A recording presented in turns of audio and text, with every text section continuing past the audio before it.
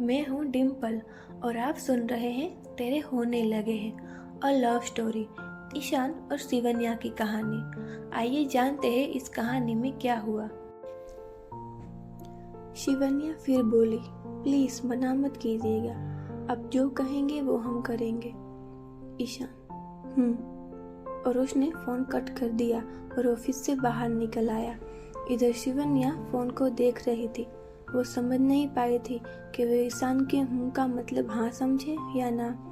उसने डॉक्टर को उनका फोन दिया। डॉक्टर, क्या कहा उन्होंने?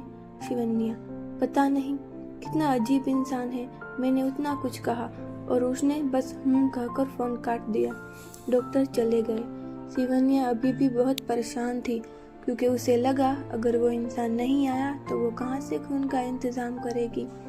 शिवन्या हॉस्पिटल के मंदिर में आ गई।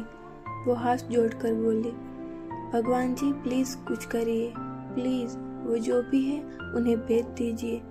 पापा को पहले ही खो चुके हैं, अगर अब हमारी मासा को कुछ हुआ तो हम अनाथ हो जाएंगे, कैसे जिएंगे फिर हम। इधर ईशान वहीं से गुजर रहा था। वो शिवन्या की बातें सुन चुका था, लेकिन क्योंकि शिवन्या की पीठ उसकी ओर थी तो वो पहचान नहीं पाया और उसे देर हो रही थी तो वो आगे बढ़ गया। वो डॉक्टर के केबिन में आया। उसे देखकर डॉक्टर खड़े हो गए। मुझे पता था आप जरूर आएंगे। ईशान बिना कोई फिजूल की बात किए मुद्दे पर आते हुए बोला, क्या हुआ है पेशेंट को और नाम क्या है उनका? डॉक्टर, गिरने की वजह से सर पर गहरी चोट आई है और ब्लड लॉस भी काफी हो चुका है। उन्हें जल्द से जल्द खून चढ़ाने की जरूरत है। उनका नाम मिसेस नीला राजपूत है। आप जिससे बात की थी वो उनकी बेटी थी। ईशान को अब यकीन हो गया कि वो लड़की मंदिर में खड़ी भगवान से प्रार्थना कर रही थी, वो शिवन्या ही थी। ईशान, चलो मैं खून डोनेट कर देता हूँ। डॉक्टर, लेकिन आपने कुछ दिन पहले ही खून डोनेट किया था, आपको कमजोरी आ सकती है। ईशान, मैंने कहा ना कि मैं कर रहा हूँ डोनेट, और वैसे भी थोड़ा सा खून देने से मैं मर नहीं जाऊंगा, अब चलो जल्दी।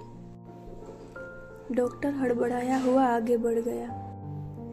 कुछ देर बाद शिवन्या वापस मंदिर से वार्ड के बाहर आई तो डॉक्टर वार्ड के अंदर से आए और शिवन्या से बोले, अब आपकी माँ खतरे से बाहर है, उन्हें ब्लड चढ़ रहा है। शिवन्या खुश होती हुई बोली, अच्छा, लेकिन खून का इंतजाम कहाँ से हुआ? डॉक्टर, मेरा दोस्त था जिससे आपने बात की थी, उन्होंने ही डोनेट किया है। शिवन्या, अच्छा, क्या अब हम मासा से मिल सकते हैं? डॉक्टर, नहीं, अभी वो बेहोश है, आप कुछ देर बाद मिल सकती हैं। शिवन्या, अच्छा, फिर क्या हम उनसे मिल सकते हैं जिन्होंने हमारी मासा की जान बचाई है? डॉक्टर, आप मिल तो सकती है लेकिन संभल कर, वो काफी गुस्से वाले हैं। शिवन्या, अच्छा, हम ध्यान रखेंगे, आप बताइए कहाँ है वो? डॉक्टर पास के वार्ड की ओर इशारा करते हुए उस रूम में है, आप मिल आए। तो वो डॉक्टर से थैंक यू बोलकर वार्ड की ओर चली गई। ईशान बेड पर टेक लगाए बैठा हुआ था। वो कुछ सोच रहा था। आज सुबह के इंसिडेंट को याद कर रहा था। फ्लैशबैक। आज सुबह जब वो रेडी हो गया था तो भी दादी उससे मिलने नहीं आई, तो वो उनके कमरे में चला गया। वहाँ दादी बेड पर लेटी हुई थी। ईशान घबराया हुआ अंदर आते हुए बोला, दादी, क्या हुआ आपको? तबीयत तो ठीक है ना? दादी, बेटा, सीने में बहुत दर्द हो रहा है, बेचैनी सी हो रही है। ईशान दादी को चेक करके बोला, दादी, आप किस बात की इतनी चिंता कर रही हैं? पता है ना, आपके लिए स्ट्रेस लेना बिल्कुल ठीक नहीं है। दादी, मुझे तो तेरी शादी की ही चिंता